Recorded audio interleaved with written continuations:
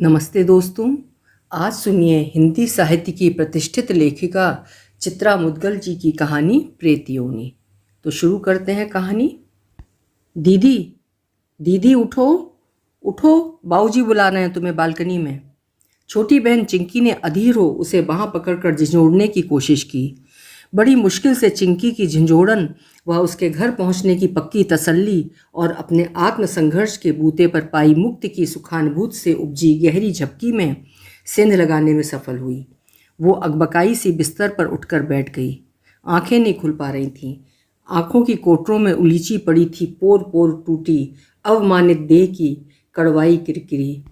पलक चीर भर भी उठे तो कैसे, ऊपर से देह बेपेंदी की सी हट ओढ़े उसके वश में नहीं सद रही।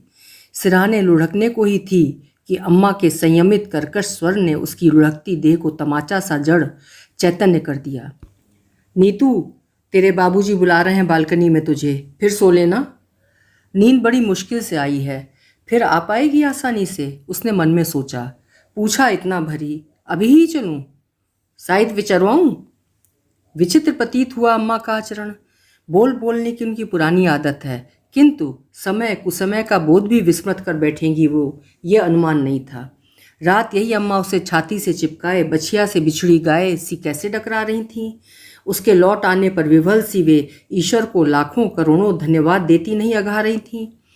उसे लेकर नाउम्मीदी के अवसाद में आखंड डूबा परिवार अचानक उसे सामने जीवित खड़ा पा अविश्वास और प्रसन्नता के आवेग में संग छोड़ने आए हवलदार और महिला सिपाही को पानी पत्ता तक पूछना भूल गया था। दादा, बड़ा भाई, बिन्नू, मंझला, चिंकी, छोटी बहन, बाबूजी सभी तो बावले हो उठे थे। कितना विभोर हुआ था महत्व जी कर उसका निजत्व। चलो आती हूँ। चोट खाए घुटने को धीरे से सहलाती हुई वो पलंग से नीचे उतरी। सीधे होने की कोशिश असह चिलकन से दहल उठी। विस्मित हुई। रात बेतहाशा भागते हुए किसी भी घुटने ने अपने आहत होने की उससे चूं तक न की। अब कमरे की चौखट पर खड़ी रात वाली चिंकी एकदम बदली हुई थी। दूर खड़ी उसके कष्ट को मूक दर्शक सी टुकुर टुकुर देखती हुई।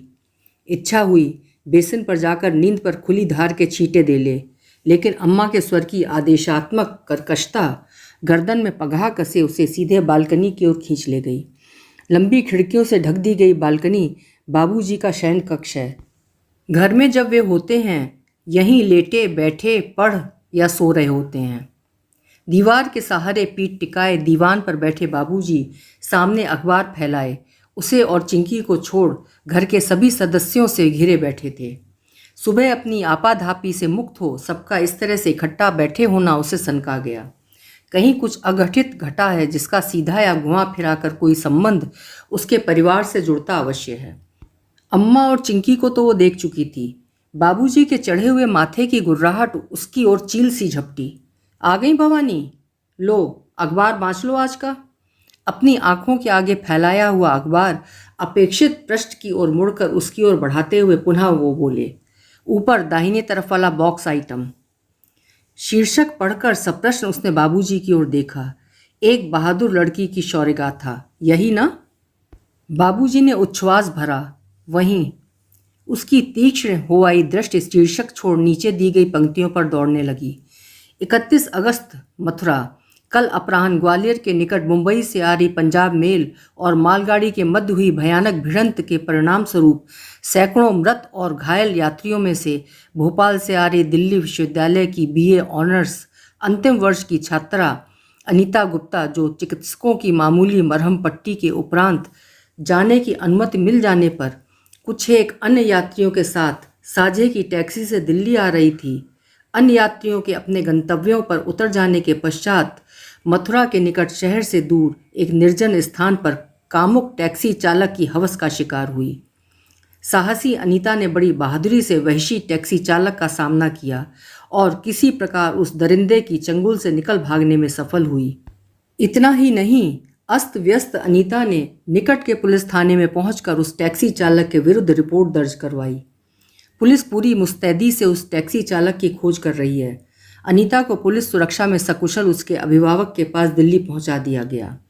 थाना प्रभारी केसी गोयल ने दिल्ली विश्वविद्यालय की इस बहादुर छात्रा के साहस की भूरी भूरी प्रशंसा की है और लड़कियों के लिए अनुकरणीय उदाहरण बताया है। बॉक्स आइटम खत्म होते ही संवाददाता की चुस्ती पर दंग रह गई। हृदय आत्मविश्वास और प्रसन्नता की मिलीजुली हिलोरों से उद्वेलित हो गया। रात थाना प्रभारी गोयल जी ने उसके सामने भी तो कितना कुछ कहा था प्रशंसा में। चलने के समय वे बोले थे, बहादुर लड़की, तुम अगर उस कामुक राक्षस से अकेले लड़ सकती हो तो क्या हम इतने लोग मिलकर उसे नहीं ढूंढ पाएंगे? उसे अपने कुकृत्य की सजा भोगनी ही होगी। वो बाबूजी को संबोधित कर उनसे बोलने ही जा रही थी कि आप लोग इस बॉक्स आइटम को पढ़कर बजाय मुदित होने के तनावग्रस्त क्यों हो रहे हैं? लेकिन उसके मुंह खोलने से पूर्व ही अचानक बैठक में रखे टेलीफोन की घंटी बज उठी। मुक्ता का होगा भोपाल से, आत्मालाप सी करती अम्मा फोन उठाने बैठक की ओर दौड़ी। अम्मा के जाते ही सहसा बाबूजी को किसी बात का अंदेशा हुआ। चौकन्ने से उठकर वे अम्मा के पीछे लपके। अम्मा की हेलो हेलो अभी पूरी भी नहीं हो पाई थी कि फ़ोन जबरदस्ती उन्होंने अपने हाथ में झपट लिया। बाबूजी के इस अप्रत्याशित व्यवहार से अम्मा अचंभित हो उठी। उनके चेहरे पर एक दबा दबा नाराजगी का भाव उभर आया, किंतु बाबूजी की हेलो के अंदाज से उन पर यह तो स्पष्ट हो गया कि फ़ोन पर ना उनकी बड़ी बेटी मुक्ता है, ना ही जमाई बाबू रवि। कौन? डॉक्टर साहब, सुनाइए। डॉक्टर साहब, बॉक्स आइटम? हाँ, पढ़कर मैं भी आपकी भांति चकित हूँ। दरअसल नीतू तो हमारी अभी मुक्ता बिटिया के पास भोपाल में ही है। नाती अंशुल का जन्मदिन है 4 सितंबर को। उसका जन्मदिन मनाए बगैर वो उसे लोग आने ही नहीं दे रहे। ना ना, ये अनीता हमारी नहीं है। विश्वविद्यालय में साहब 50 अनीता गुप्ता होंगी जी। जमाना सचमुच बहुत ख़राब है। लाख पढ़ा लिखा दो मगर। हाँ, ठीक कह रहे हैं, लड़की सचमुच बहुत बहादुर थी। और सहमत हूँ मैं आपसे, 150 सरकारी आंकड़े हैं, दुगने ही मरे होंगे। नहीं, 11 बजे के करीब ही निकलता हूँ घर से। अच्छा डॉक्टर साहब, शुभ चिंतना के लिए धन्यवाद। फ़ोन यथास्थान रखते हुए बाबूजी का चेहरा और अधिक तनावपूर्ण हो उठा। लग रहा था वे उधेड़बुन में डूबे हुए किसी कूल किनारे तक पहुंचने के लिए प्राण भय से हाथ पांव मार रहे हैं। सुनो, बाबूजी का तात्पर्य अम्मा से था, लेकिन सभी को अपने निकट खड़े पाकर वे एक शुद्ध स्वर में चेतावनी सी देते हुए बोले, सुन लिया?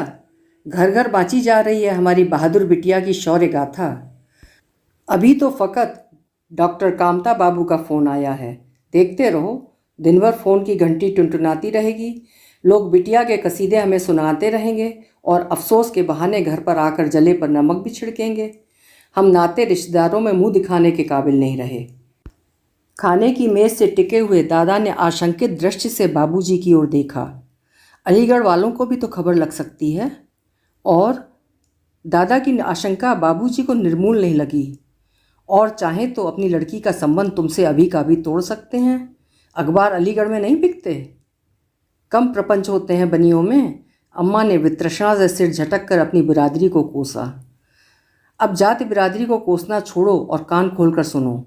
बाबूजी ने अत्यंत सतर्क लहजे में प्रत्येक के चेहरे को गौर से देखते हुए बोलना शुरू किया। अभी इसी क्षण से चाहे किसी सगे संबंधी का फ़ोन आया या हितैषी पड़ोसी का, या वे खुद घर आकर अफसोस प्रकट करें, अखबार में छपी खबर के विषय में उनसे साफ साफ मुकर जाना। यूं अटकलें लगाते रहें लोग, लगाते रहें। उसका सिर घूम रहा है। ये कौन से बाबूजी हैं? इस अपरिचित व्यक्ति को तो उसने कभी देखा ही नहीं। उसके धर्म भीरु असत्य भीरु बाबूजी की काया के किस कोने में दुबका बैठा रहा ये कायर व्यक्ति, जो निसंकोच झूठ पर झूठ गढ़े जा रहा है, मान मर्यादा के रूढ़ मानदंडों की रक्षा के लिए। बाबूजी कहते थे ना, बेटियां ही मेरे बुढ़ापे की लकुटियां बनेंगी। अब वे लड़कियों के हाथों से स्वयं उनकी ही लकुटियां छीन उन्हें अबला बनाने पर तुले हुए हैं, तो वे उनके बुढ़ापे का सहारा बन सकती हैं। यही व्यक्ति है जो अम्मा से हमेशा इस बात के लिए लड़ता फिरता रहा कि मैं अपनी लड़कियों को कुछ दहेज में दूंगा तो सिर्फ शिक्षा ही उन्हें आत्मनिर्भर बनाएगी। अपनी ऊंच नीच स्वयं निपटेंगी। हम जीवन भर साथ बैठे रहेंगे ढाल लिए उनकी रक्षा को। अपना ऊंच नीच निपटा नहीं उसने पूरी जीवटता के साथ। कहाँ से संचित किया था आत्मबल अपने रोम रोम में? बाबूजी से ही पाया था ना। इस तरह से कहीं सच्चाई पर पर्दा पड़ सकता है? क्यों नहीं बाबूजी छद्म खोल से बाहर आ अपने भीतर के छटपटाते मनुष्य को मुखौटे की विवशता से मुक्त कर साहस दिखाते कि अखबारों की सुर्खियों में कैद अनीता गुप्ता कोई अन्य नहीं, उनकी अपनी बेटी नीतू ही है। बाबूजी अरगला नहीं खोलेंगे तो सदैव सदैव के लिए उनकी अपनी नीतू के हाथों से ही नहीं, सभी बेटियों के हाथों से अपनी ही लकुटिया सरक जाएगी। और मुन्ना, बाबूजी किसी कुशल अहेरी की भांति संकल्पबद्ध हो दादा से मुखातिब हुए। भोपाल डिमांड कॉल से तुरंत बुक करो। रवि या मुक्ता जो भी मिले मामला समझा दो। किसी को कानो कान खबर न लगे कि नीतू उनके पास वहाँ नहीं है। दादा ने पहले अपने बॉस के घर फ़ोन किया कि आज उनके पिता का अस्थमा अचानक उखड़ पड़ा है। वे इन्हें डॉक्टर के पास दिखाने के उपरांत ही कार्यालय पहुँचेंगे, यही करीब 12 बजे तक। जी, लंच से पहले हर हालत में पहुँच जाऊँगा सर। चिंतित हुआ है बॉस को दादा ने स्वर में संकटग्रस्त होने का अनाटकीय पुट घोलते हुए आश्वस्त किया। फिर तत्परता से भोपाल का डिमांड नंबर डायल करने लगे। उसे चोट खाए घुटने की पीड़ा असह्य हो रही थी। पूरे घर का कार्य व्यापार उसे फन काढ़े फुफकारते नाक सा जड़ किए हुए है। प्रतिवाद आंतों में मरोड़े खा रहा है, कंठ से नहीं फूट पा रहा। दीदी ही मिली फ़ोन पर। बाबूजी संक्षेप में परिवार की प्रतिष्ठा पर टूटी विपदा का जिक्र कर क्या करना है उन्हें क्या नहीं हिदायत दे रहे हैं। किशोरी चिंकी को अम्मा एक कोने में ले जाकर फुसफुसाते हुए न जाने किस षड्यंत्र की भूमिका सौंप रही हैं, किंतु चिंकी के बचपन धुले चेहरे पर परिपक्वता का भाव शाखाओं पे फुदक रही गिलहरी सदृश स्थिर नहीं हो पा रहा है। भौचक्के खड़े बिन्नू को दादा ने घुड़का। मोहल्ले में तुम्हारा क्रिकेट खेलना बंद, आज से स्कूल से सीधा घर, समझे? स्कूल 2-4 रोज बिन्नू स्कूल नहीं जाएगा तो कौन कलेक्टरी छूट जाएगी हाथ से? अम्मा दादा की नादानी पर भड़की। उसे लग रहा है वो कमरे में जाकर सो रहे। सोना उसके लिए निहायत जरूरी है। वो अपनी जगह से हिली ही थी कि बाबूजी उसे संबोधित कर आदेशात्मक स्वर में बोले, नीतू, तुम मान कर चलो कि तुम इस घर में अभी पहुंची ही नहीं हो। अपने कमरे से बाहर आने की ज़रूरत नहीं, ना दरवाज़ा खोलने के लिए ना टेलीफोन उठाने के लिए। वक्त का सदुपयोग करो, अपने कमरे में बैठकर पढ़ो।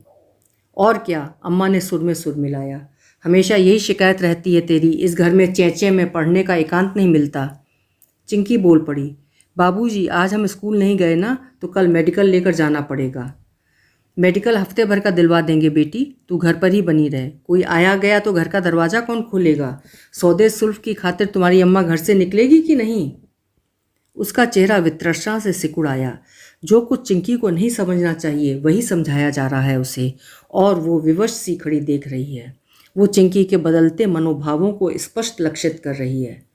चिंकी की फुदकन अनायास चौकन्ने भेड़िए की चितवन में परिवर्तित हो रही है। पहली बार उसे सत्ता सुख का अनुभव हो रहा है, भले दीदी की निगरानी के ही बहाने। कहाँ तो दीदी हर वक्त उस पर धौंस जमाए रहती थीं। वो कब सोए, कब उठे, कब पढ़े, कब खेले, किसके साथ खेले, कैसे खाए, कितना खाए। बात बात पर उनकी टोका टाकी खोपड़ी पर सवार रहती थी। अब पासा पलटा हुआ है। चौधराहट दीदी के हाथ से सरक कर उसके हाथ आ लगी है। वो बोराई सी अपने कमरे में दाखिल हो टपटपाते माथे को तकिए में गड़ाकर फूट पड़ी। रात अपनी छाती में गड़े उसके चेहरे को सहलाते छूते प्रलाप सी करती अम्मा बोली थीं, हम तो उम्मीद छोड़ चुके थे मोरी चिरैया। अम्मा बोले ही जा रही थीं, तुझे गाड़ी पर बिठाते ही भोपाल से मुक्ता का फ़ोन आ गया कि नीतू के डिब्बे का नंबर S9 है, सीट 32। तेरे बेसब्र बाबूजी घंटे भर पहले ही स्टेशन पहुंच गए। स्टेशन पहुंचकर पता चला कि गाड़ी घंटे भर के करीब लेट है। घंटा बीतते न बीतते पुनः घोषणा हुई कि घंटा भर और विलंब है। स्टेशन पर आत्मियों को लेने पहुंचे लोग स्पष्ट सूचना के अभाव में परेशान हो उठे। जितने मुंह उतनी बातें। किसी ने गाड़ी में बम विस्फोट होने की आशंका व्यक्त की, किसी ने इंजन फेल होने की। 1.5 घंटे बाद जाकर रेलवे अधिकारियों ने खेत भरे स्वर में सूचना दी कि ग्वालियर के निकट गाड़ी के मालगाड़ी से टकरा जाने के परिणाम स्वरूप भीषण दुर्घटना हो गई है। सैकड़ों यात्रियों के हताहत होने की आशंका है। स्टेशन पर हड़कंप मच गया। घबराए बाबूजी को न इस पल चैन न उस पल। ग्वालियर पहुंचना किसी भी तरह मुमकिन नहीं था कि घटनास्थल पर पहुंचकर तेरी खोज खबर लेते। स्टेशन के बाहर किसी दुकान से इन्होंने घर फ़ोन कर तेरे दादा से परामर्श किया कि आखिर क्या करें। दादा ने सलाह दी, स्टेशन पर व्यर्थ पड़े रहने से कोई फ़ायदा नहीं। स्टेशन अधीक्षक के पास नीतू का विवरण, घर का पता, टेलीफोन नंबर आदि दर्ज करवाकर चले आएं। अनर्थ की आशंका में डूबा पूरा घर न कंठ से 2 घूंट पानी उतार पाया, न मुंह में कौर। यही सोच सोचकर कलेजा टूक टूक होता रहा कि विधाता ने असमय मौत भी दी तो कैसी दर्दनाक। प्रेत यौन में भटकेगी मेरी फूल सी बच्ची।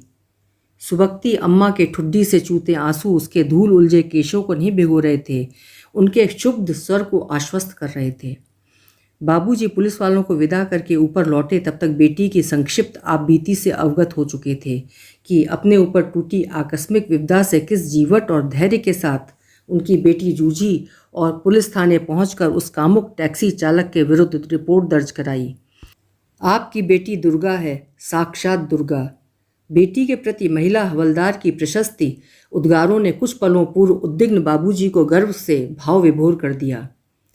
भूल जा बेटी, जो कुछ तुझ पर बीती सोच ले दुस्वप्न था। हमारे लिए यही बहुत है कि तू जीवित है, हमारी आंखों के सामने है। तू एक नहीं दो दो यमराजों को पछाड़ कर आ रही है। वही बाबूजी, सुबह अखबार में उसकी संघर्ष गाथा की चर्चा पढ़कर एकाएक संवेदना शून्य कैसे हो उठे? क्या था जो सिर्फ अखबार में खबर बनते ही तिरोहित हो गया? संघर्ष शक्ति जीवन सब हाशिए के शब्द भरकर होकर रहकर लोकापवाद के भय से। लोकापवाद के विरुद्ध तब बाबूजी कैसे तनकर खड़े हो गए थे जब मुक्ता दीदी के अकेले बंबई जाकर नौकरी करने के निश्चय की सगे संबंधियों ने आलोचना की थी। मुक्ता कह रही थी, हफ्ते भर घर बैठाने से बात नहीं सधेगी, सीधा प्राइवेट फार्म में भरवाओ। बाबूजी अम्मा से कह रहे थे। दूरंदेश है मुक्ता, जोश में आकर यह कभी किसी सहेली से सच्चाई बोल बैठी तो बिरादरी में कोई इसे अपनी देहरी से लेने से रहा। उनकी परस्पर बातचीत बीच में ही टूट गई। बाबूजी किसी से फ़ोन पर उलझे हुए हैं, शायद कोई अखबार का संवाददाता है और घटना के संबंध में सीधा उससे बात करने को इच्छुक है। वो तकिए से चेहरा उठा वहीं से चिल्लाकर बाबूजी से कहना चाह रही है कि वो संवाददाता से बात करना चाहती है, लेकिन उसे प्रतीत हो रहा है कि उसके भीतर की प्रतिवाद शक्ति एकाएक क्षीण हो गई है, या इर्द गिर्द निरंतर सघन हो रहे षड्यंत्र के विष बदबू से बेसुध। बाबूजी उत्तेजित होकर कह रहे हैं, जिस किसी विद्यार्थिनी ने उन्हें उनके घर का टेलीफोन नंबर दिया है, द्वेष भाव से ग्रस्त होकर दिया है। टैक्सी चालक की हवस का शिकार हुई लड़की मेरी बेटी अनीता नहीं है। मैं क्या कह सकता हूँ कौन है वो लड़की? क्यों नहीं लग सकता पता? ज़रूर पता लगाइए। आपको तो अपने अखबार के लिए मिर्च मसाले की ज़रूरत है भाई। अपनी बेटी से कैसे बात करवा दूँ, वो जब यहाँ है ही नहीं? वो अपनी बड़ी बहन के पास भोपाल है। जी नहीं, मेरी बेटी के घर फ़ोन नहीं है। इसमें छिपाने की क्या बात है? जब अखबारों में घटना का विवरण प्रकाशित हो ही गया है तो शेष क्या ढका रह जाता है? देखिए, प्रगतिशीलता और जागरूकता का पाठ कृपया मुझे न पढ़ाएं। मैं पूरी तरह से एक जागरूक बाप हूँ, बस इससे ज़्यादा मैं आपसे कोई बात नहीं करना चाहता। बाबूजी ने फ़ोन रखा नहीं, खीज और क्रोध से लगभग पटक दिया, मानो फ़ोन का चोंगा नहीं हथौड़ा हो उनके हाथ में और उसे उन्होंने पूरी ताकत से उस अजनबी संवाददाता की खोपड़ी पर दे मारा हो। अगले ही पल वे तमतमाए हुए से चीखे, चिंकी फ़ोन का प्लग अलग कर दे, सुना नहीं तूने? बाबूजी की आक्रामक मुद्रा देख सहमी हुई सी चिंकी उनके आदेश का पालन करने दौड़ी, किंतु आगे बढ़कर अम्मा ने उसे बीच में ही बिरज दिया। रहने दे, तेरे बाबूजी होश में नहीं हैं। फिर बाबूजी की ओर मुड़कर मृदु संयत स्वर में उन्हें धैर्य बंधाती हुई बोली, सिर पर टूटे पहाड़ को तुम खुरपी से उचकाने चले हो? इतने नादान कब से हो गए? कोई अपना ही जरूरी फ़ोन आ जाए तब? कैसे ज़रूरी फ़ोन आ रहे हैं, देख तो रही हो। अम्मा की सलाह पर बाबूजी कटाक्ष से गुर्राए। एफआईआर दर्ज कराते समय अगर ये पुलिस वालों से स्पष्ट कर देती कि देखिए लड़की का मामला है, उसकी सुरक्षा और भविष्य का ख्याल कर वे मामले को गुप्त ही रखें, तो आज इस नाक कटाई से मुक्त नहीं हो जाते हम। संकट के समय बड़े बड़ों का दिमाग कुंद हो जाता है, नहीं चला होगा दिमागी शोर। बाकी दिशाओं में दिमाग दौड़ रहा था, इस दिशा में भी दौड़ाना चाहिए था झांसी की रानी को। अब जो नहीं हो पाया उसे बिसूरने से कोई फ़ायदा? और धीरे बोलो तनिक, सोई नहीं है नीतू, सुन रही होगी अपने कमरे में पड़ी पड़ी। उसके डर से मुंह सी लूँ? बाबूजी बजाय शांत होने के और उग्र हो गए। हल्दी चूना पक गया है अम्मा, चिंकी ने रसोई के दरवाजे से सूचित किया। अम्मा कहाँ रखूँ मैं? तश्तरी में रख कर दीदी के कमरे की मेज पर रख दे, वहीं आ रही हूँ मैं। हल्दी चूना किस लिए? बाबूजी ने कौतूहल से उनकी ओर देखा। नीतू के जख्मी घुटने पर लेप लगाने के लिए। हथेली भर नील पड़ा है, छूने भर से टीसता है। हड्डी की चोट हुई तो किसी विशेषज्ञ डॉक्टर को दिखलाना होगा। अम्मा का स्वर अनायास चिंतित हो आया। दिखा देंगे, बाबूजी के स्वर में विरक्ति थी। हड्डी टूटी होती तो टांग का हिलना डुलना ही मुश्किल होता। दुश्चिंताओं से घिरे होने के बावजूद बाबूजी के स्वर की ये उदासीनता अम्मा को अरुचिकर प्रतीत हुई। वे बिना कुछ बोले मुड़ने को ही थीं कि बाबूजी की सुनो सुनकर उनकी ओर पलटी। मैं कह रहा था कि तुमने चिंकी, बिन्नू, मुन्ना और नीतू को सारी बातें ठीक से समझा दी हैं ना? उनके एक ही बात को बार बार दोहराने से अम्मा को अचानक चिढ़ छूटी। समझा तो दिया है तुमने, मेरे समझाने को कुछ शेष है? हल्दी चूने का लेप मेज पर रखा निश्चय ही ठंडा हो गया होगा, सोचकर अम्मा बाबूजी की अगली सुनों के घेराव से छूटकर भागने की खातिर तेजी से बैठक की ओर बाहर हो गईं।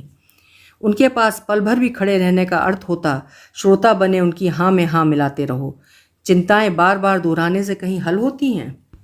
मेज पर रखी कटोरी के लेप को उन्होंने उंगली से हल्के से छूकर उसकी तताहट भांपने की कोशिश की। लेप अपेक्षा से काफ़ी ठंडा हो गया था। खास गर्म लगाने से ही वो रक्त के जमाव को काटने में समर्थ होता, जितनी आंच सह ले। कटोरी समेत तश्तरी उठाए वे स्वयं रसोई में गईं और चिंकी को तवे पर कटोरी रखकर लेप को पुनः गर्म करने की हिदायत दे बिना किसी आहट के उसके सिरहाने आकर बैठ गईं। कुछ एक पल स्नेह सिक्त सी वे उसके दूसरे उलझे बालों में अटकती उंगलियां फिराती रहीं। फिर चिंकी के मेज पर लेप की कटोरी लाकर रखते ही उसके कानों के पास मुंह ले जाकर फुसफुसाईं। चित्त तो होले जरा नीतू, घुटने की चोट पर तनिक हल्दी चूना मल दूं। अम्मा के दोबारा आग्रह करते ही वो पलट कर चित्त हो आई, किंतु दाहिनी टांग के हिलते ही असहनीय चिलकन देह को ठंडे पसीने से तर कर गई। मुंह से चीख निकलते निकलते बची। सलवार का पांचा सकरा था, सावधानी से खींचने खांचने के बावजूद घुटने की चोट के पार नहीं हो पाया। कान के पास मुंह ले जाकर अम्मा मनोहार भरे स्वर में पुनः फुसफुसाईं। सलवार उतार दे गुड़िया, पेटीकोट लाए दे रही हूँ, वही पहन ले। कमीज के नीचे वे उठीं और अलमारी से तुरंत साफ धुला पेटीकोट निकाल लाईं। कमर पर सलवार उसने लुंगी की भांति गठियाई हुई थी। देखकर अम्मा का माथा ठनका। उनकी आशंकित चमकीली आंखों में प्रश्नों की तलवार खिंच गई। नाड़ा टूट गया? टूट गया कैसे? भागते भागते? भागते गठियाया हुआ था ना? फिर? उसके सूखे होंठ चप चप में कांप कर रह गए।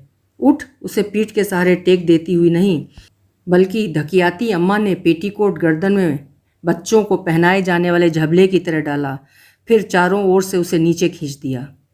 घुटने पर लेप मलते हुए हाथ रोककर सहसा उन्होंने पूछा, महीने को कितने दिन शेष हैं? कुछ पलों पूर्व उस पर तारी छुअन के सम्मोहन की सुखानुभूति अचानक धागा खिंची मोती की लड़सी छितर गई। वो कहना चाहती थी कि अम्मा, तुम जिस आशंका से पीड़ित होकर ये प्रश्न पूछ रही हो, वैसा कुछ उस कामुक राक्षस की पूरी कोशिश के बावजूद संभव नहीं हो पाया। मैं प्राण प्रण से लड़ी हूँ, लेकिन घुटने की पीड़ा ने उसे बोलने की मोहलत नहीं दी। जोड़ों पर अम्मा की लेप मलती उंगलियां एकाएक सख्त हो आई थीं। तीसरे दिन भी उसे अपने कमरे से बाहर नहीं निकलने दिया गया। बैठक में आकर बैठ सके, बंद खिड़कियों के भीतर मुक्त की खुली हवा में सांस ले सके, इसकी भी अनुमति नहीं थी। तर्क था, आने जाने वालों के समक्ष उसे नहीं पड़ना है। वैसे बाबूजी का अनुमान सही निकला। प्रत्येक दिन आने जाने वालों का तांता लगा रहा। कुछ ने अखबारों में स्वयं खबर पढ़ी, कुछ कानों कान सुनकर सहानुभूति जताने और हौसला बढ़ाने आ गए। टैक्सी चालक की हवस का शिकार हुई अनीता अपने सेवक राम गुप्ता की पुत्री अनीता नहीं है जानकर उनका उत्साह धुप से बुझ गया। फिर भी बॉक्स आइटम पर उनकी सामान्य चर्चा घंटे डेढ़ घंटे का सत्संग भाव ओढ़े जाने का नाम न लेती। सभी उस लड़की के माता पिता को सलाह देने को उतावले हो रहे थे कि रिश्वत खा खूकर पुलिस अगर मामला डकार जाना चाहे तो उन्हें चुप्पी मारकर नहीं बैठना चाहिए, सुप्रीम कोर्ट तक लड़ना चाहिए और उस कुत्ते टैक्सी चालक को फांसी पर लटकवा कर ही दम लेना चाहिए। अम्मा और बाबूजी के अभिनय कौशल पर वो चकित थी। कितने सहज भाव से दोनों हंस हंस कर लोगों को बैठाते उठाते, उन्हें पुनः कभी घर आने के लिए आमंत्रित करते। एक आध बार वो अम्मा की फुर्ती देखकर दंग रह गई। पाटिल आंटी और पेनकर आंटी के घर में दाखिल होते ही अम्मा उनके लिए पानी लाने के बहाने उसके कमरे में झांक कर उसे आगाह कर गईं कि वो धीरे से कमरे की चिटकनी भीतर से चढ़ा ले। नंबरी चालू हैं दोनों, किसी बहाने कमरे का जायजा लेने पहुंच सकती हैं। वैसे कोई सवाल किया भी उन्होंने तो उससे निपटना आता है उन्हें। कह देंगी आगरा से बड़ी भतीजी आई हुई है नौकरी का साक्षात्कार देने, तैयारी कर रही है कमरा बंद करके। शायद सुशीला आंटी आई हुई हैं, उन्हीं की आवाज़ लग रही है। आंटी किसी अखबार में उसी के संदर्भ में प्रकाशित किसी समाचार की चर्चा कर रही हैं। वो दरवाजे की चिटखनी उतार फुट भर दरवाज़ा खोलकर अपने कान बैठक की ओर लगा देती है। आंटी बता रही हैं, आज दोपहर के सांध्य टाइम्स में बॉक्स आइटम समाचार छपा है कि दिल्ली विश्वविद्यालय की छात्रा कुमारी अनीता गुप्ता के साथ 30 अगस्त की रात कथित दुर्व्यवहार करने वाले बलात्कारी टैक्सी चालक को अब तक न पकड़ पाने की पुलिस की अकर्मण्यता के प्रतिवाद में दिल्ली विश्वविद्यालय के समस्त छात्र छात्राओं ने कल 10 बजे सुबह ITO स्थित पुलिस मुख्यालय के समक्ष विरोध प्रदर्शन के लिए आह्वान किया है। ठीक ही तो है, ठीक ही कर रहे हैं वे। आबरू की रक्षा के लिए अकेले लड़की के दुर्गा बनने से रक्षा नहीं हो सकेगी, पूरे समाज को उसके साथ खड़ा रहना होगा, अम्मा की प्रतिक्रिया थी। उसके कानों को विश्वास नहीं हो रहा। छद्म का इतना अधम रूप। उसने महसूस किया सांध्य टाइम्स में छपी खबर सुनकर सारे घर को सांप सूंघ गया। बाबूजी बौखलाए हुए से बैठक से बालकनी, बालकनी से बैठक के बीच चक्कर मारने लगे। बाबूजी की उद्विग्नता भांप अम्मा उनके रक्तचाप के विषय में चिंतित हो उठी। जाओ जाकर मंडी से साग सब्जी ही ले आओ। फिर बाबूजी के निकट पहुंचकर आग्रह करती सी बोली, बाहर निकलोगे तो तनिक जी बहलेगा। फिर बिन्नू को पुकार कर रसोई के दरवाजे के पीछे टंगे खाली थैलों में से खाकी रंग वाला थैला उठाकर लाने के लिए कहा। बाबूजी ने ठिठक कर अनिच्छा से उनकी ओर देखा। और हाँ देखना, पटरी पर किसी के पास सांध्य टाइम्स की प्रति मिल जाए तो खरीद लाना। ये बात अम्मा ने लगभग फुसफुसा कर कही बाबूजी से। बिन्नू को दौड़ा के शीला के घर से भी मंगा सकती हूँ, पर कहीं वो ये ना सोचे कि मैं इस खबर में इतनी दिलचस्पी क्यों ले रही हूँ। फिर बच्चे को फुसलाते देर लगती है। वो भी चाह रही है कि बाबूजी सब्जी मंडी तक घूम फिर आएँ और रास्ते से सांध्य टाइम्स खरीद ले आएँ। अम्मा आग्रह न करती तो निश्चय ही संकोच त्याग कर वो बाबूजी से कहने ही जा रही थी। विरोध प्रदर्शन की खबर वो अपने आंखों से पढ़ना चाहती है, शब्द शब्द जानना चाहती है कि ये कौन लोग हैं जो उसके स्त्रीत्व के अपमान और तिरस्कार से स्वयं अपमानित और आहत हुए हैं, बेचैन हुए हैं। क्यों नहीं वे प्रतिक्रिया में खामोश बैठ गए उसके परिवार वालों की भांति, जो घटा मात्र उसके मूक दर्शक बन रहे हैं। बिन्नू के हाथ से खाली थैला लेकर बाबूजी ने उसे खाने की मेज की कुर्सी की पीठ पर लटका दिया।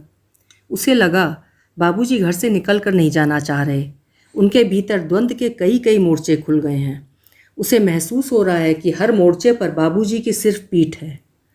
अम्मा रसोई में शायद चूल्हे पर दूध गर्म करने के लिए चढ़ा रही हैं।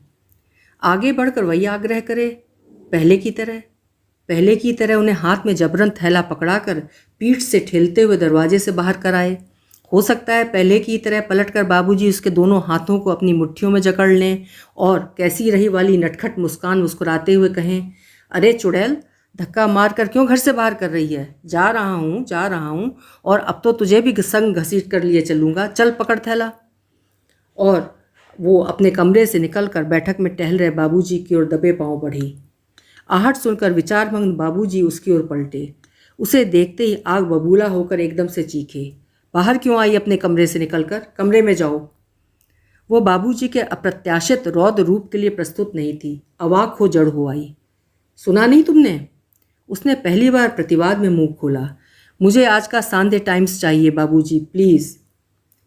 तो धुआं ऐसे ही नहीं उठ रहा है। लगता है तुमने अपने साथियों को कहीं से इशारा कर दिया है कि अब वे तुम्हारे आत्मसम्मान की रक्षा का नाटक खेलें और हमारी इज्जत को सरेआम सड़कों पर नीलाम करें।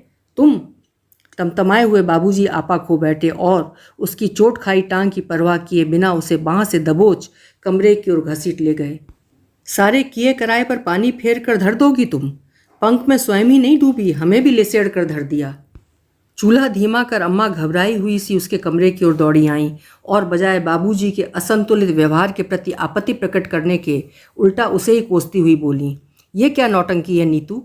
मोहल्ले को घर में इकट्ठा करके ही मानेगी? 3 दिन के प्रशिक्षण में ही पक आई चिंकी अम्मा की सतर्क आंखों का संकेत पाते ही घर की एकाध खुली खिड़कियों को फुर्ती से बंद करने लगी ताकि चीख पुकार का कोई भी स्वर घर की देहरी न लांघ सके। उसे मालूम है कि खिड़कियां बंद करने के पश्चात चिंकी दौड़कर दादा का ट्रांजिस्टर उठा लाएगी और कहीं भी सुई फिट कर उसे पूरे वॉल्यूम पर चला देगी। फूटती रुलाई को कंठ में घोंट देने के लिए उसने औंधे हो पूरी शक्ति बटोर कर तकिए में मुंह गड़ा दिए। नाक धंसने से सांसें अवरुद्ध हो रही हैं। होती रहें। क्रूर संकल्प से दृढ़ हो आई, चेहरा नहीं उठाएगी तकिए से। अच्छा है दम घुट जाए। इनके हाथों रिस रिस कर मरने से तो अच्छा है आत्मघात। उसने तकिए के दोनों सिरों को मुट्ठियों में भींच लिया। आवाज़ों के मिले जुले शोर ने बेहोशी को चिकोटी भरी तो उसने पाया कि कमरे की दीवारों से कोहरे गुला सा अंधेरा चिपका हुआ है। पर्दे के पीछे से सहन की ट्यूब बत्ती की उजास पींग भरने को व्याकुल झूले के लंबे पटे सी पर्दे हिलते ही फर्श पर हिलकोरे लेने लगती है। दूरदर्शन पर शायद कोई धारावाहिक चल रहा है, कोई हास्य धारावाहिक। बीच बीच में चिंकी और बिन्नू की उन्मुक्त खिलखिलाहट की खनक धारावाहिक के रिकॉर्डेड संवेद हंसी की ध्वनि के साथ घुल मिल रही है। उसे लग रहा है घर के सारे सदस्य दूरदर्शन से जुड़े बैठे हैं। रसोई की बत्ती बंद है। आसपास किसी के होने की चुटकी भर आहट सुनाई नहीं दे रही। 10-15 मिनट और सुनाई नहीं देगी। सहन की दीवार से सटे रखे मेजनुमा शो केस के ऊपर बाबूजी का कॉर्डलेस टेलीफोन रखा रहता है। पिछले जाड़ों में जीजाजी ने उन्हें सिंगापुर यात्रा से लौटकर विशेष प्रयोजन के साथ भेंट किया था कि वे घंटे भर पाखाने में बैठे रहते हैं, अखबार वहीं पढ़ते हैं। एक फ़ोन सुनने की असुविधा होती है उन्हें। ये यंत्र उन्हें इस असुविधा से मुक्ति दिलाएगा। उसे अपने कॉलेज की साथिन सहेली नम्रता से बात करनी है। उसके लिए नम्रता का फ़ोन कई बार आ चुका है। हर बार वही झूठ उसे भी टिका दिया गया। लेकिन नम्रता जानती है कि वो 30 अगस्त को भोपाल से चलने वाली थी। खत लिखा था उसे उसने। वो नम्रता को अपनी घुटन के विषय में बताना चाह रही है। वो उसे बताना चाह रही है कि वो अपनों द्वारा ही अपने घर में नज़रबंद है और कामुक टैक्सी चालक की हवस का शिकार अनीता गुप्ता कोई अन्य नहीं, तुम्हारी एकमात्र अपनी सहेली नीतू है। नीतू। नम्रता से संपर्क करने के लिए पाखाने के भीतर कागज, पेंसिल, लिफाफा ले जाकर उसने कुछ पंक्तियां घसीट कर संकेत से बिन्नू को कमरे में बुलाकर चिट्ठी उसकी निकर की जेब के हवाले कर चिरौरी की थी कि वो सावधानी पूर्वक नीचे जाकर चिट्ठी लेटर बॉक्स में डाल आए। मगर चिट्ठी लेटर बॉक्स में डालने के बजाय बिन्नू ने बाबूजी के हाथ में थमा दी थी। वही बिन्नू जो राक्षस और राजकुमार की कहानी सुनने के बाद राक्षस से भयभीत होकर उसकी टांग पर टांग चढ़ाए बिना न सोता। वो बिल्ली की तरह दबे पांव शोकेस के निकट पहुंचकर कॉर्डलेस फ़ोन उठा लेती है और फुर्ती से उसका तार निकाल कर स्विच ऑन कर नम्रता के घर का नंबर घुमाने लगती है। नंबर लग गया है। आंटी ने उठाया है। वे हेलो हेलो कर रही हैं। वो उनसे नम्रता को बुला देने के लिए कहने जा रही थी कि बलात् किसी ने उसके हाथों से फ़ोन झटक लिए। उसकी अचंभित भयाक्रांत दृष्टि के समक्ष दादा खड़े हुए अज्ञा बैताल से उसे घूर रहे थे। फ़ोन किसे कर रही थी? मैं किसी को फ़ोन नहीं कर सकती, उसने अपने भीतर प्रतिवाद किया। हिलने डुलने सांस लेने के लिए मुझे तुम्हारी अनुमति चाहिए। मूक आक्रोश से उसकी पूरी देह थर्रा उठी, किंतु होठों पर सिवाय दयनीय फड़कन के कुछ नहीं फूट पाया। क्या हो गया है? उसे क्या हो रहा है? वह कुछ बोलती क्यों नहीं? दादा ने बिन्नू को फ़ोन उठाकर अपने कमरे में रखाने का आदेश किया।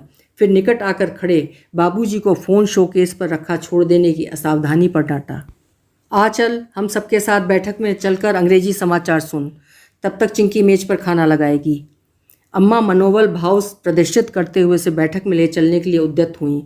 अपनी ओर सप्रश्न देखते हुए बाबूजी का अभिप्राय ताड़कर वे उन्हें आश्वस्त करती हुई सी बोलीं, अब कोई आने से रहा, आया भी तो तुरंत अपने कमरे में भेज दूंगी। उसने घड़ियाली सहानुभूति से चटचटा रहे अम्मा के हाथ को अपने कंधे पर से झटका और बिना किसी की ओर देखे अपने अंधेरे कमरे की ओर मुड़ ली। खिसियाया हुआ आक्रोश पिघलकर आंखों से बह रहा है धारो धार। अम्मा उसके पीछे उसके बिस्तर तक चली आई और हमेशा की भांति उसके बालों में उंगलियां फंसाकर चकरगिन्नी हो रहे सिर को खुजलाती सी सहलाने लगी। धैर्य से काम ले बेटा, कठिन समय में धैर्य से ही पार लगता है। जो कुछ हो रहा है तेरे भले के लिए है ना। सहन में खड़े दादा उसकी मानसिक दशा पर बाबूजी से अंग्रेजी टिप्पणी कर रहे हैं। विक्षिप्त हो रही है एकदम। उसकी इच्छा हो रही है कि वो अपने बालों में फंसी अम्मा की उंगलियों को बालों से खींचकर पेंसिल की तराशी पैनी नोक की भांति मोड़ कर तोड़ दे। उनकी छुअन अब कपड़े उतार चुकी है।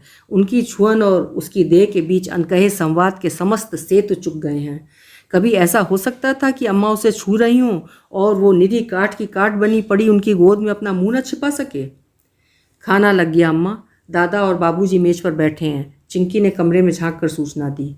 उन लोगों से कहो खाना शुरू कर दें। और सुन, अम्मा का स्वर अचानक रहस्यमय हो आया। चूल्हे के बगल में छोटे से स्टील के पतीले में काढ़ा बना रखा है। गिलास में डालकर दीदी के लिए ले आ फौरन, खाने से पहले देना है। लाई कहकर चिंकी रसोई की ओर लपकी। गिलास लिए कमरे में आने से पूर्व बाबूजी, दादा और बिन्नू को खाना शुरू कर देने को भी कह आई। ले उठ नीतू, खाने से पहले तनिके काढ़ा तो पी ले। अम्मा ने उसे उठाने के लिए उसे गर्दन के नीचे हाथ फंसाया। काढ़ा? कैसा काढ़ा? भूख कुलबुला रही है आंतों में। चिंकी तू जा। अम्मा ने गिलास चिंकी के हाथ से अपने हाथ में लेते हुए उसे कमरे से बाहर भेज दिया और अस्फुट स्वर में बोली, काढ़ा पी लेने से महीना किसी हालत में नहीं रुकेगा, पी ले चुपचाप। उसने विस्फारित नेत्रों से अम्मा की ओर देखा। कमरे में फैली पीली रोशनी उसके सूखे चेहरे पे जर्दी सी गहरा आई। सोच क्या रही है, जहर नहीं पिला रही तुझे? अम्मा के धैर्य का मुखौटा उनके चेहरे पर से सरकने लगा। जहरी पिला दो सीधा, छुट्टी। नीतू, तुमने पूछा मुझसे? हाथ आई को मर्द छोड़ता है कहीं? हाथ आती तब ना। तुमसे झूठ बोला है कभी? बोला हो ना बोला हो, काढ़ा पीने में हर्ज? उबाली जड़ी बूटियां भरी तो हैं। हर्ज है, इसका मतलब है तुम मुझ पर विश्वास नहीं कर रही। ठीक है, नहीं कर रही। तू काढ़ा चुपचाप पी। नहीं, वो उठी हो आई। पीना पड़ेगा। तैश में आई अम्मा ने उसके सिर के बालों को निर्ममता से मुट्ठी में दबोच लिए और दूसरे हाथ से जबरन गिलास उसके मुंह से लगाना चाहा। उसने प्रतिकार में पूरी ताकत से अम्मा को परे ढकेल दिया। काढ़े का गिलास अम्मा के हाथ से छिटक कर पायताने रखी किताबों भरी अलमारी से जा टकराया। हरेरा के रंग सा काढ़ा किताबों की जिल्दों से बहता हुआ फर्श पर चूने लगा। क्रुद्ध शेरनी सी अम्मा आपा खो बैठी। वे उसकी अनपेक्षित उद्दंडता के लिए कतई प्रस्तुत नहीं थीं। लपक कर झपाटे से उन्होंने पुनः उसके बालों को मुट्ठी में कस लिए और उसके छूटने को कसमसाते चेहरे पर तड़ातड़ चांटे जड़ने शुरू कर दिए। उसने हिंस रुआई अम्मा के चाटे जड़ते हाथ को दोनों हाथों से पकड़ने की कोशिश की, लेकिन अम्मा के सिर पर तो जैसे भूत सवार हो गया था। उनका हाथ पकड़ने की अनाधिकार चेष्टा ने आग में घी का काम किया। अम्मा ने उसे बालों समेत पलंग पर से फर्श पर खींच लिया और शक्ति भर उस पर लातें बरसाने लगीं। वे शायद उसे लात भूसों से अचेत होने की सीमा तक रौंदतीं अगर दादा और बिन्नू ने उन्हें पीछे से जकड़कर अलग न कर दिया होता।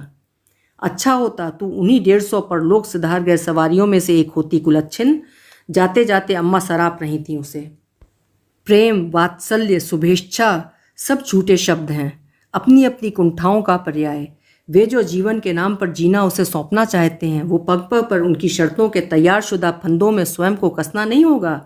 ये नज़रबंदी मात्र हफ्ते भर के लिए नहीं है। एक लंबा गिरवी जीवन ऐसी ही नज़रबंदी की चीथती सकरी सुरंग में बंदी होकर बिताना होगा उसे। बिता सकेगी वो? कितनी कुशलता से अम्मा बाबूजी ने अपने भीतर के अविवेकी शोषक को रोप दिया बिन्नू और चिंकी के कच्चे मन मस्तिष्क में कि उन्हें अपनी दीदी से अलग होते समय नहीं लगा। उनकी दृष्टि जब भी उसकी ओर उठती है, संशय हिकारत से भरी किसी अपराधी की ओर तनी उंगली हो उठती है। बुआ के गांव बिरहुन के चमरा टोले में देखा वो दृश्य अट्टहास भरने लगा उसकी चेतना पर, जिसमें 6-7 लोग बल्लम भाला ताने अपने ही हाथों से गए सुअर का वध करने को उसे घेरे रहे थे और सुअर दारुण चीत्कार भरता हुआ अपने प्राणों की रक्षा के लिए शक्ति भर भाग रहा था। नहीं, इनके सामने आत्मसमर्पण से अच्छा है आत्मघात।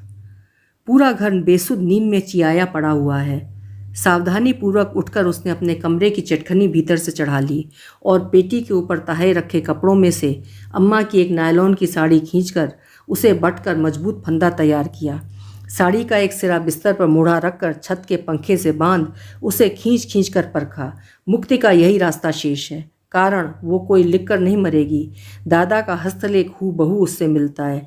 जो भी कारण वे लोग अपनी प्रतिष्ठा और पसंद के अनुसार चुनना चाहें, उसके आत्मघात के संदर्भ में चुनने के लिए स्वतंत्र हैं। वो मोड़े पर चढ़कर खड़ी हो गई। फंदा पकड़कर अपने गले में डालने जा रही थी कि अचानक उसकी आंखों के सामने सांध्य टाइम्स की वो अनदेखी प्रति घूम गई, जिसके बॉक्स आइटम में ये खबर प्रकाशित हुई थी कि दिल्ली विश्वविद्यालय की छात्र छात्राएं कल सुबह 10 बजे पुलिस मुख्यालय के समक्ष छात्रा अनीता गुप्ता के कथित बलात्कारी टैक्सी चालक को पकड़ने में हो रहे विलंब के खिलाफ शांतिपूर्ण विरोध प्रदर्शन करेंगे। कल वही छात्र छात्राएं जब बॉक्स आइटम में उसके आत्मघात की सूचना पढ़ेंगे तो वे स्वयं को अपमानित और ठगा हुआ नहीं महसूस करेंगे कि वे एक निहायत कमज़ोर और कायर लड़की के बहाने अपनी लड़ाई लड़ रहे थे, जो उन्होंने लड़ने से पहले ही हार मानने को अभिशप्त कर गई। वो मोड़े पर खड़ी सांध्य टाइम्स की अनदेखी प्रति में प्रकाशित उस सूचना को मन ही मन पढ़ती रही। अनिश्चय के गर्भ में अकुआता एक निश्चय अपना कद ग्रहण करने लगा। वो 1 से लड़ सकती है तो 5 से क्यों नहीं लड़ सकती? अब वो अकेली भी तो नहीं। गले से फंदा निकाल कर वो उचक उचक कर खेल खेलती सी पंखे से अम्मा की साड़ी की गांठ खोलने लगी। जो सामान जहाँ जैसा था उसने यथावत रख दिया। जाकर बोझमुक्त हो निश्चिंत सी पलंग पर लेट गई। नींद एक अजीब सी खुमारी लिए उस पर तारी हो रही है। कल सुबह वो भी होगी आईटीओ स्थित पुलिस मुख्यालय के सामने विरोध प्रदर्शन के लिए एकजुट होती अपनी पीढ़ी के साथ। अभी आप सुन रहे थे चित्रा मुद्गल जी की लिखी हुई कहानी प्रेतियोनी। कहानी आपको कैसी लगी कमेंट बॉक्स में अपने विचार ज़रूर लिखिएगा। फिर मिलेंगे ऐसी ही किसी सुंदर रचना के साथ। आपका समय शुभ हो, मंगलमय हो।